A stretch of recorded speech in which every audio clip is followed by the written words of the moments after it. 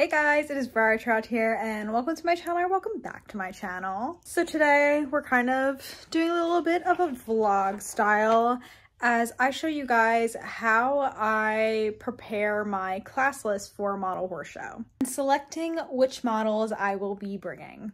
I'm not going to go through every single horse and placing them because I think that would take like 5 hours, but I am going to take you guys through a few classes and kind of just talk through my thought process. And I think we're going to do Arabians because that is what I have the most of here at my apartment collection. And I think with this show, I don't want to do any buy-ins. So I'm pretty sure I'm limited to 3 classes or 3 horses per class. Yes, I just checked. It is 3 horses per halter class and 2 per performance, but we are not doing performance, so no need to worry about that. But yeah, before we get any further, let's go print out the class list. All right, so here's everything printed out. I also did print out the show information just because it's really good to have on hand if you gotta look at the rules. But I'm a person who likes physical paper. I know a lot of collectors nowadays have this all just in spreadsheets, which is super smart and honestly definitely more convenient and neat, but I just need to be writing stuff down and visualizing it. Also peep the, what's it called? St. Patrick's Day nails. It's St. Patrick's Day as I'm filming this. But anyway, basically, I don't really do anything that special, I guess, but I write down their names or a shorthand of their name because honestly I do not memorize most of my horses' show names and also OF names. But every single horse I'll either like put the mold and the color or something that I know but probably not other people would know. But it's fine because I am the one grabbing the models and putting them on the table. So as most of you know, a large majority of my collection is back at my parents' house. So all of the horses that I have here are my main core show string. There's of course a few that have snuck in that aren't really a part of my show string and I probably won't be bringing, but just ones that I really loved and wanted to have around. But that already makes it a lot easier to narrow a class list down because I'm limited to what I have. But I actually am going home one more time before this show. So if I really wanted to, I can look back and see the models that I do have back at home and bring any up. So I might do that to just kind of fill some gaps if I feel the need. I really do have a lot of horses here as it is, and I am not one that feels comfortable showing like over 100 models, which I know plenty of people that do. But as we're filling this out, if there happens to be a class where, or a moment where there's like a lot of classes that I'm not in and I have a horse at home that I can fill in and I think would be appropriate to show, we might as well just grab them and put them in. But I also feel like I have a really good variety of horses here, and when I was first bringing my collection over to my apartment, I had it in mind that I wanted to have a diverse show string. Oh, I also never even mentioned what show I'm planning for. I am planning for Rainbow Rave Live, which is in Region 8, which I've never shown in before, or it actually might be Region 7. I can't remember. But it's in Ohio, so it's actually not too far from me. I'm in Region 10. So usually you'll really only catch me at Region 9 and Region 10 shows, but I knew that I wanted to start keeping an eye on a few other regions that are surrounding my state, just because it turns out that it's pretty close and I am doing this, it's a one-day show, so I'm doing it all in a day, which is gonna be a lot, but it'll be worth it. And the show actually isn't until May, but my horse, like my real life horse, is moving up where I live now in like not even 2 weeks, which is crazy. But I want to have a majority of the show prep done, so I'm not worrying about it when he's up here because I know I'm going to want to spend all of my free time at the barn. But anyway, let's go back into planning out my show string. So I actually just had a show in October where a very large majority of these horses did show. So I'm actually going to be taking out my class list from that last show so that I can pretty much just look and see what all these horses' classes like all the classes they were in, and it just makes filling out this one a lot easier. There's actually, I don't want to say a lot less classes, but quite a few less classes than the show that I was previously shown in October, Pumpkins and Ponies. Actually, now I'm looking at it and it's about the same. They just have, actually this one has more OF Briar classes, which means we're probably going to be able to bring some more horses. But I did do buy-ins at Pumpkins and Ponies, but I also do have more horses here than I had at the time of Pumpkins and Ponies. So I'm just going to have to be a little bit conscious of space. So I already picked out my, what's it called? Foals. So there's nothing that I really have to decide here because I only have 3 currently with me. I do know that I do have some stock horses back at home and I think even a sport horse, but those honestly might be filled in later because I do want to be bringing horses that I think have some sort of fighting chance. So if they have any glaring flaws or anything like that, you're not going to want to bring that horse into the show ring. But I'm going to check and see when I'm home because the foals are tiny. So I feel like it'll be okay to store here for a while. And if they're going to be fun to have in the show ring. Oh my goodness, can't talk. But we are going to be focusing on selecting my Arabians for this vlog, I guess. So this show actually has it split up into Arabian Stallions and Geldings and Arabian Mares, which is awesome. And it means that I do get to bring some more horses. So let's grab my Arabians and put them on the bed. And then we're going to talk through kind of how I'm going to decide who I'm bringing. So we got Rose Gray Araba, Marcia Bay, my Shalimar, Glossy Sierra Rose, and Ganache. Okay, lighting is a little funky, but right off the bat, this guy is my only gelding / stallion. So we have 4 mares, and basically I'm gonna have to decide which one I am not bringing. And I totally know that I honestly have not even really thought about which one I'm going to bring yet. That's why I'm kind of talking through it with you guys. But I also know that I'm probably might end up changing my decision, or if I'm really just want to put the dollar in to buy in a horse because that is an option, then I will do that. But I'm trying not to. But anyway, right off the bat, this guy is going to be in because I don't need to consider him in this group. He is a really nice boy. No glaring flaws or anything.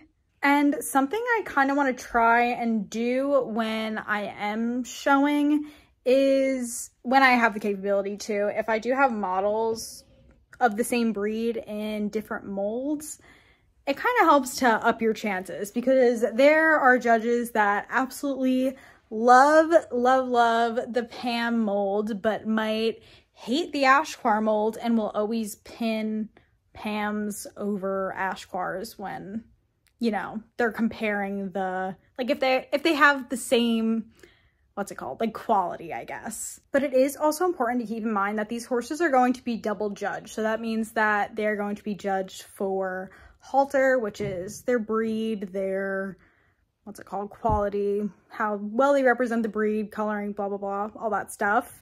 But also collectability at the same exact time that they're being judged for halter. It's going to be double judged. So I want to have horses that are competitive in both. So if we are looking back at Pumpkins and Ponies, my Shalimar was actually the only Arabian, sorry, the lighting is wild, is the only Arabian that actually placed. And she placed in collectability, which is no surprise. It's a connoisseur model. So even though she does have a few little flaws here and there, just because her collectability, I am very comfortable showing her and realizing that she'll probably have a better bet than the rest of these models.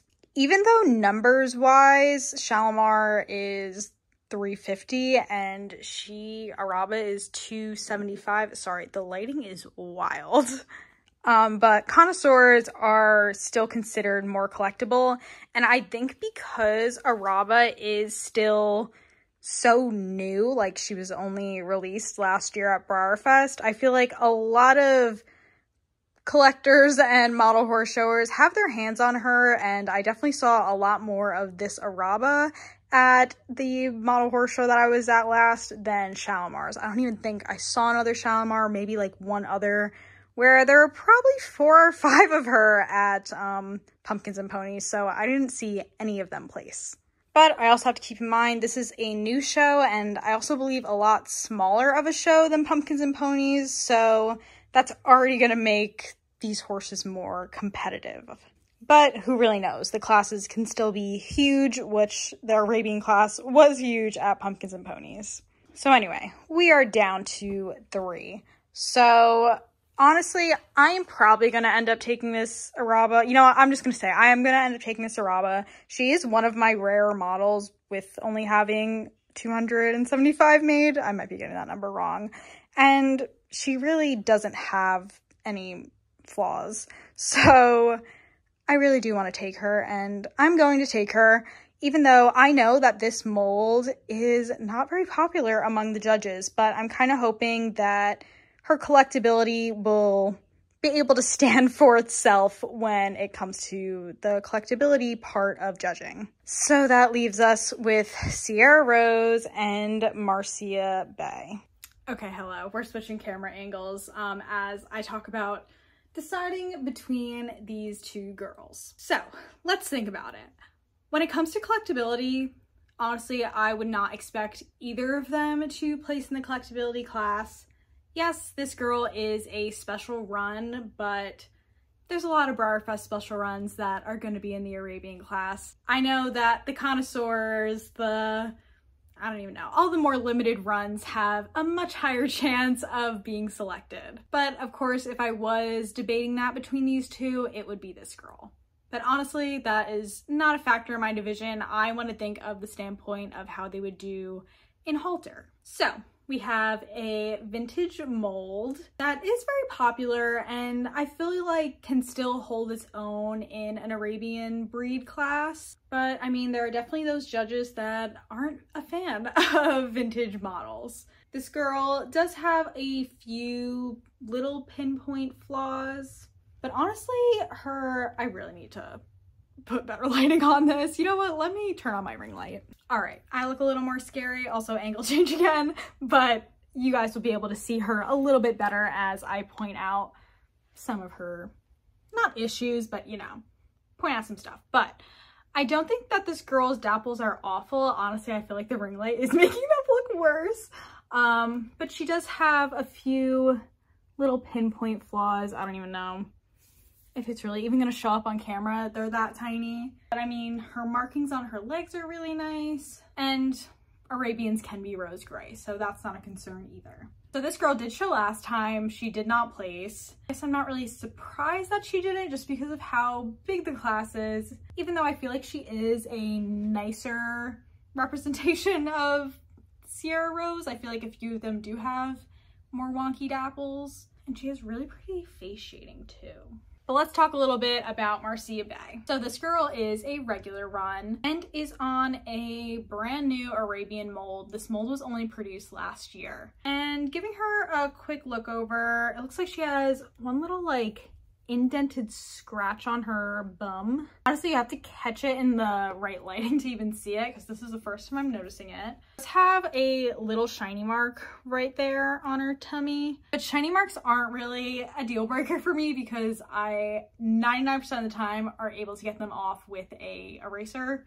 But my biggest concern when it comes to this girl is this is not a popular mold when it comes to the model horse show world, or I guess just the model horse world in general. Personally, I love this mold, but I am not a expert when it comes to breed standards. It's like, I love Arabian horses, but apparently there is, I believe, an issue with just how like narrow her legs are, I believe is the issue. If you know the detailed explanation, please feel free to leave it in the comments. And I wanted to say hi to your viewers. I have mozzarella. Thank you. Goodbye, everyone. I don't even know where I was. Okay. If you are a model horse judge, photo show, real show, or just somebody that is very good with model horse or breeds, I guess, or model horse breed assignments, I would love to hear your reasoning of why you love or hate this Arabian mold. But if we're looking at her color, I feel like this is a really nice Marcia Bay. Her shading is really nice and has some dimension to it. Face shading's really nice. The overspray is really not too bad on her neck or tail, or mane and tail. And her one little marking is pretty nice too. And I actually have not shown this model yet. I only got her for Christmas and I would like to see her make a show debut, but I don't know. I don't know if it's worth it just because of how much I've seen model horse judges or, you know, people just don't like this mold against other Arabians. So, you know what? I'm just gonna ask you guys in the comments, based off of everything I said, I would love to know who you would pick if you had to pick between either one of these to bring to a model horse show.